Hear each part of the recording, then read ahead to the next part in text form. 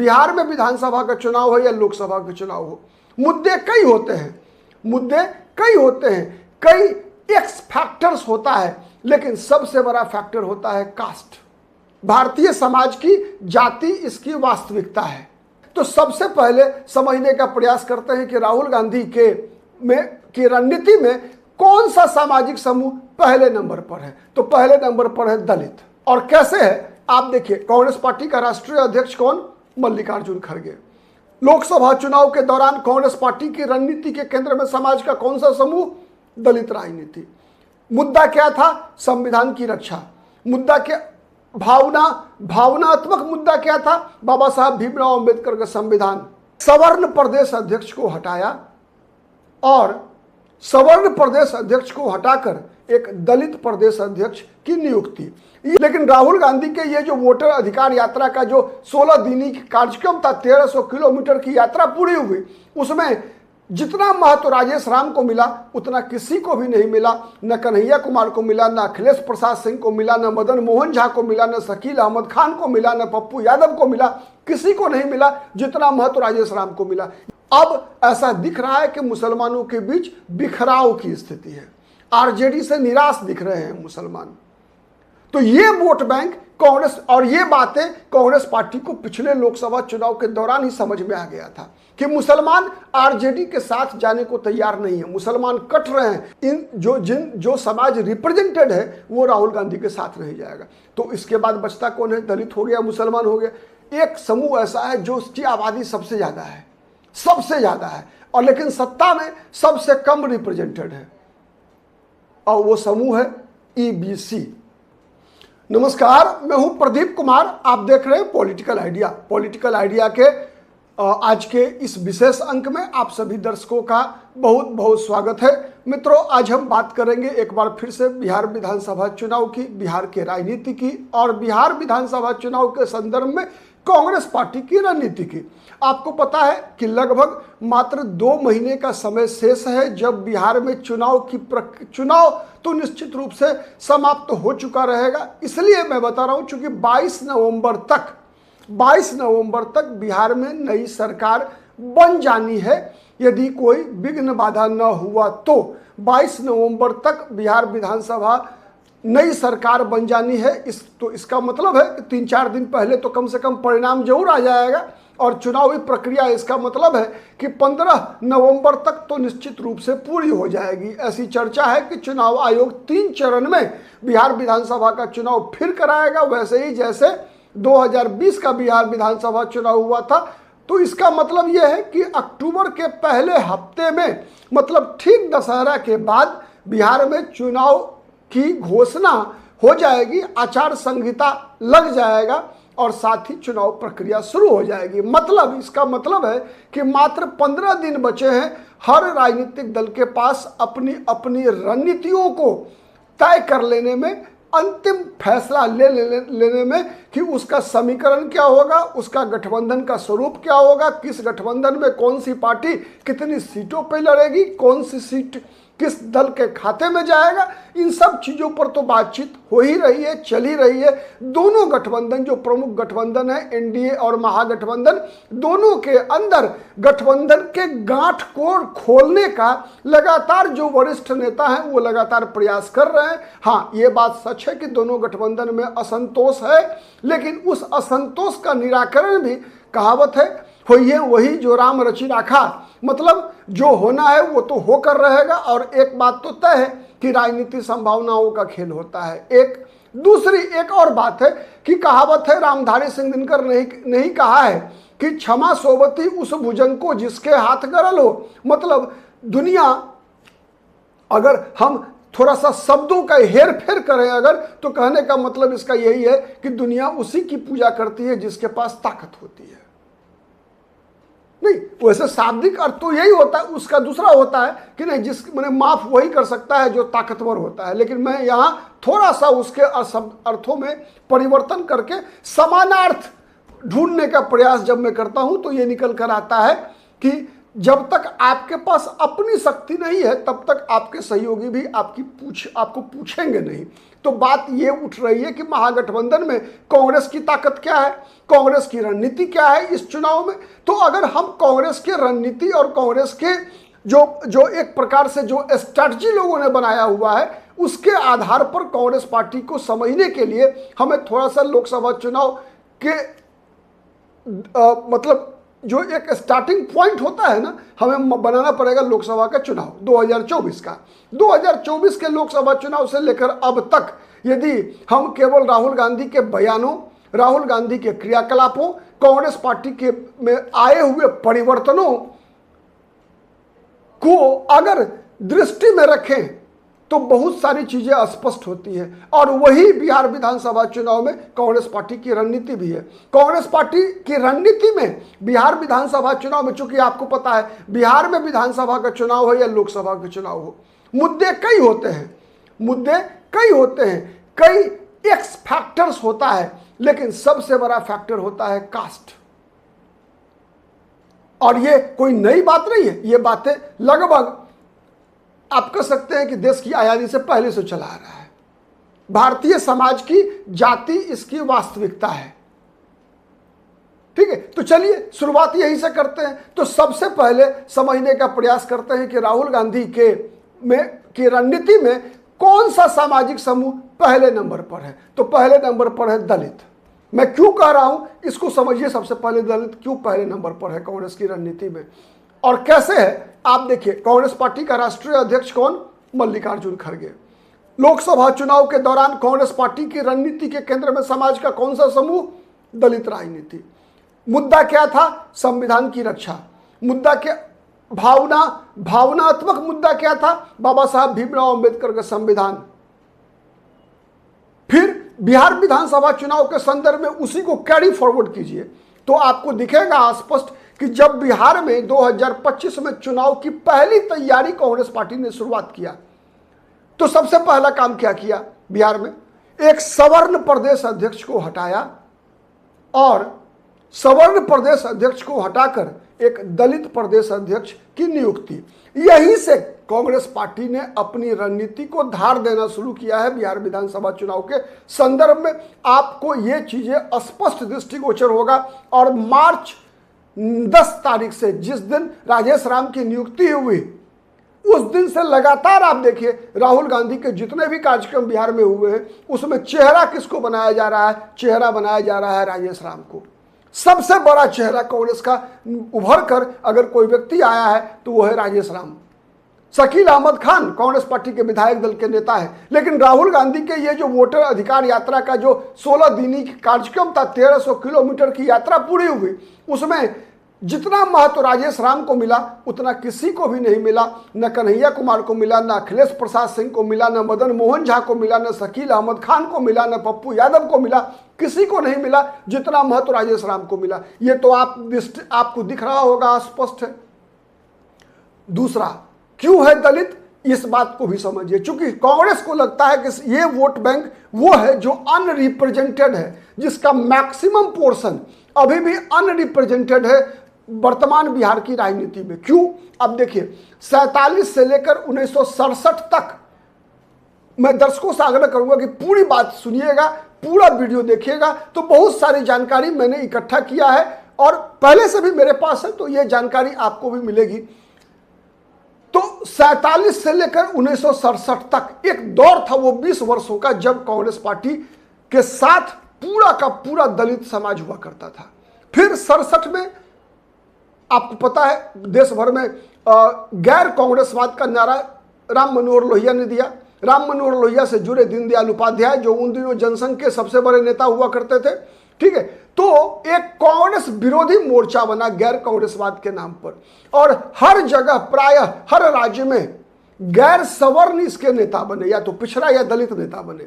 बिहार में जैसे कर्पूरी ठाकुर बने, ठीक है, ये बात सही है कि गैर कांग्रेसवाद का गैर कांग्रेसियों में सबसे पहला मुख्यमंत्री बिहार में बने महामाया प्रसाद सिन्हा। लेकिन महामाया प्रसाद सिन्हा का जो राजनीतिक एक तरह से ट्रेनिंग थी वो कांग्रेस के अंदर ही थी।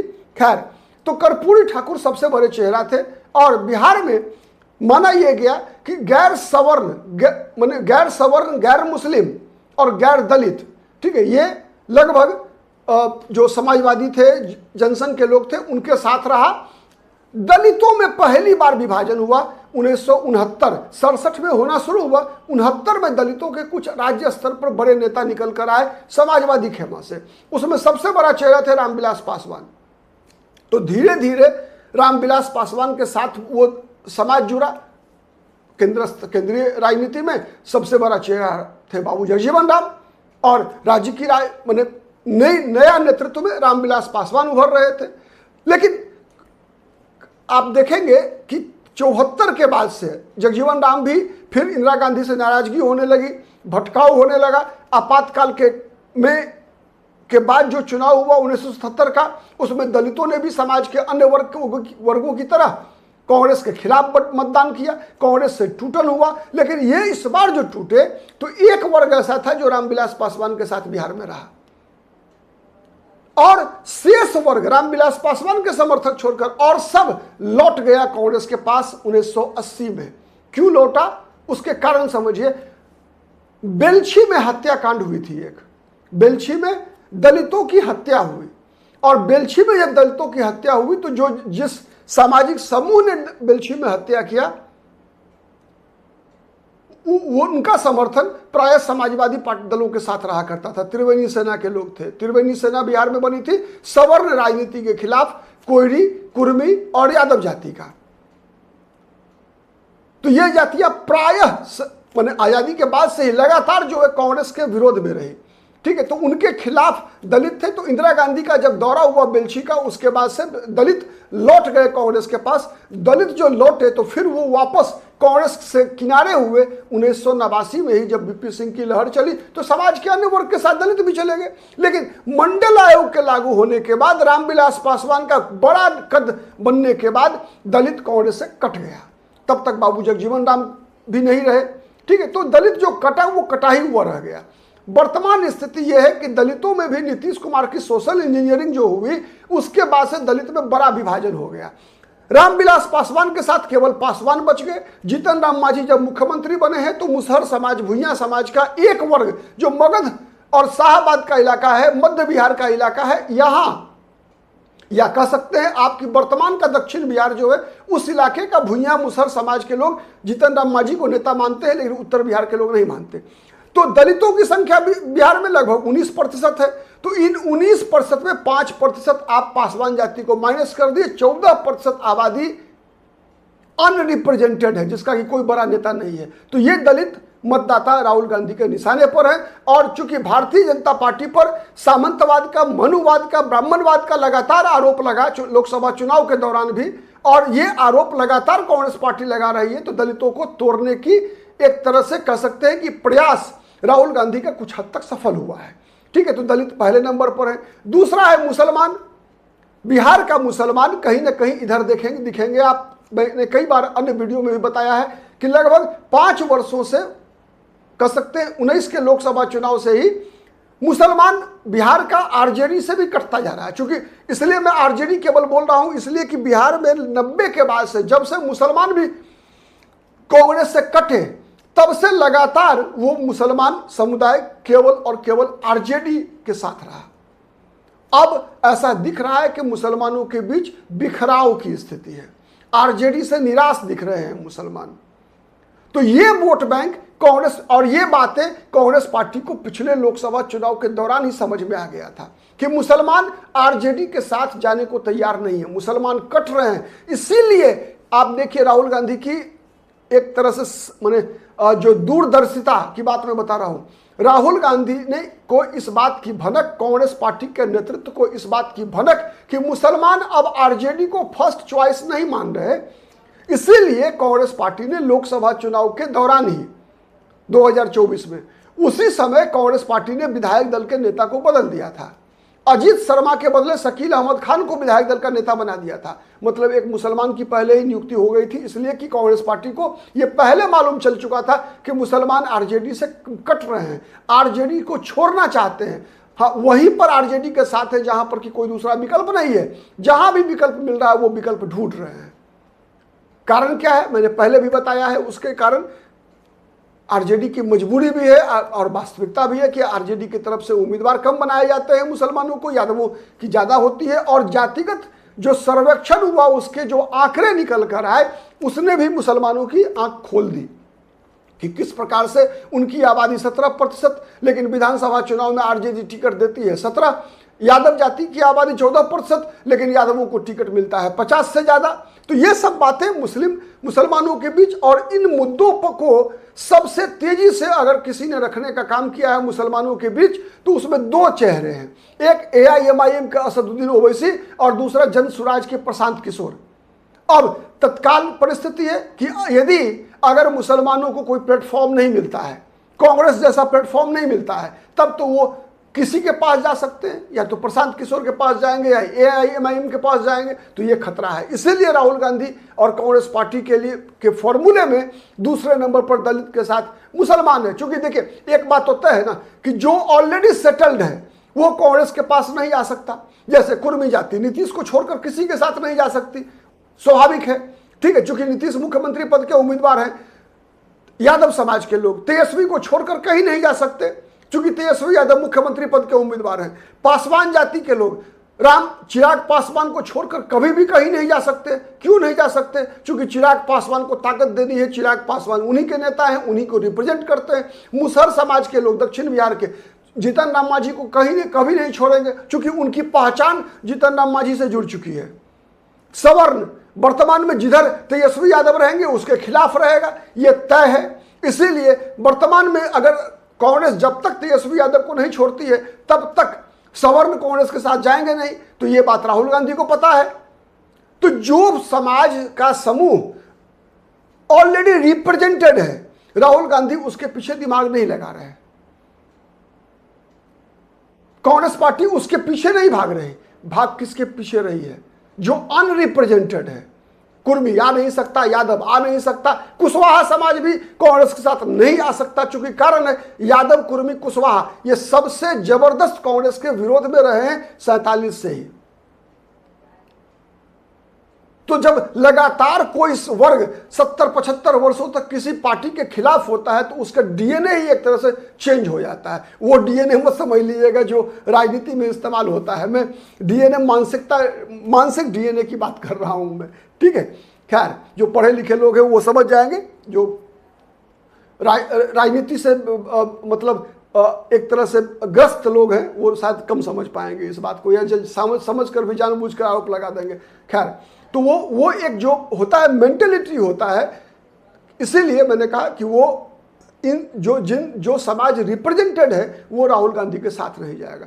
तो इसके बाद बचता कौन है? दलित हो गया, मुसलमान हो गया। एक समूह ऐसा है जो उसकी आबादी सबसे ज़्यादा है और लेकिन सत्ता में सबसे कम रिप्रेजेंटेड है, और वो समूह है EBC। जो बिहार में जातिगत सर्वेक्षण हुआ उसके अनुसार EBC की संख्या 36% है बिहार में। 36%, 36%। EBC समाज के बिहार में कई बड़े नेता हुआ करते थे और प्रायः वो सभी नेता समाजवादी हुआ करते थे। चाहे बात कर्पूरी ठाकुर की कीजिए, चाहे बात धनिकलाल मंडल की कीजिए, प्रायः मैं बता रहा हूं, प्रायः अधिकतर जितने भी बड़े नेता हुआ करते थे अति पिछड़ा समाज के वो समाजवादी हुआ करते थे। लेकिन अब तो समाजवाद के नाम पर केवल ढांचा बचा है।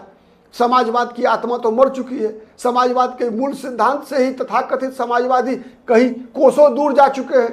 तो इसीलिए वो समाज जो विगत दिनों नीतीश कुमार का सबसे मजबूत वोट बैंक बना, नीतीश कुमार का जो सबसे मजबूत वोट बैंक बना, और उसी वर्ग के बीच बीजेपी भी सबसे ज्यादा ताकत लगाती है। अति पिछड़ा समाज, और आबादी भी बहुत बड़ी है, 36% आबादी है। इस आबादी पर लगातार राहुल गांधी का फोकस है और इस विधानसभा चुनाव में यह रणनीति आपको दिखेगी। इससे पहले क्या होता था? लगातार जब से आरजेडी के साथ गठबंधन में है कांग्रेस पार्टी एक आरजेडी की रणनीति के तहत केवल सवर्ण बहुल वाली सीट ही कांग्रेस को आरजेडी की तरफ से दी जाती थी। आरजेडी को टास्क की तरफ से कांग्रेस को टास्क दिया जाता था कि आप सवर्ण वोट बैंक को साधिए। यार सवर्ण से थोड़ा बच गया तो फिर मुसलमानों का। लेकिन यदि कांग्रेस पार्टी को अपने पैरों पे खड़ा होना है तो मैंने कई बार कहा है, कांग्रेस पार्टी को अपनी राजनीति करनी पड़ेगी, किसी की बी टीम नहीं बननी पड़ेगी, बल्कि स्वतंत्र। और यही राहुल गांधी की रणनीति है। इसीलिए राहुल गांधी का जो फॉर्मूला है बिहार चुनाव के लिए, वो मुसलमान, दलित और ईबीसी का अगर 30% भी अगर राहुल गांधी ने वोट काटने का इंतजाम कर लिया तो आप अनुमान लगा लीजिए कि अगर मैं दलितों में ही, अगर जो सबसे पहला मैंने बताया कि अगर 19% आबादी है, आप 9% दे दीजिए आप चिराग पासवान, जीतन राम मांझी या स्थानीय क्षेत्र पोप को। अगर ये दलित वोट बैंक को साध लिया, और इसमें सबसे ज्यादा अभी आज के डेट में चेहरों के मामले में एज है कांग्रेस पार्टी को। राष्ट्रीय अध्यक्ष दलित, बिहार प्रदेश अध्यक्ष दलित, राहुल गांधी सबसे ज्यादा दलितों के मुद्दा उठाने वाला एक चेहरा के रूप में, दलितों में सबसे ज्यादा अगर किसी का एक तरह से स्टेक बनता है तो राहुल गांधी का बनता है। तो अगर 10% दलित, 17% मुसलमान की आबादी है, इसमें चूंकि मुसलमानों का वोट लगभग एक तरफा जाता है, तो मैं 17% नहीं 12% ही कर लेता हूं, मान लेता हूं। तो 12-10 22%। अगर कांग्रेस पार्टी स्वतंत्र अस्तित्व बनाना चाहती है तो ईबीसी का 36% में 10 से 15% वोट भी ले आती है अगर, तो बिहार में एक बड़ी ताकत के रूप में कांग्रेस पार्टी उभर सकती है। और यही कांग्रेस पार्टी की रणनीति है, यही राहुल गांधी की रणनीति है, यही है राहुल गांधी का फॉर्मूला। एम मुस्लिम, डी दलित और ईबीसी। और ये आपको कहावत है ना कि इट इज विजिबल एवरीवेयर, सभी जगह आपको दिखेगा। दिल्ली से लेकर, राहुल गांधी से लेकर कांग्रेस के प्रवक्ताओं में, चाहे वो प्रवक्ता केंद्र के हो चाहे राज्य के हो, एक स्वर में सभी लोग बात कर रहे हैं और फोकस यही है। आज के लिए इतना ही। आपको अगर हमारा वीडियो पसंद आता है तो प्लीज लाइक कीजिए, शेयर कीजिए, कमेंट कीजिए। और अब तक यदि हमारे चैनल को सब्सक्राइब नहीं किया है तो प्लीज सब्सक्राइब इट। आज के लिए इतना ही। बहुत बहुत धन्यवाद।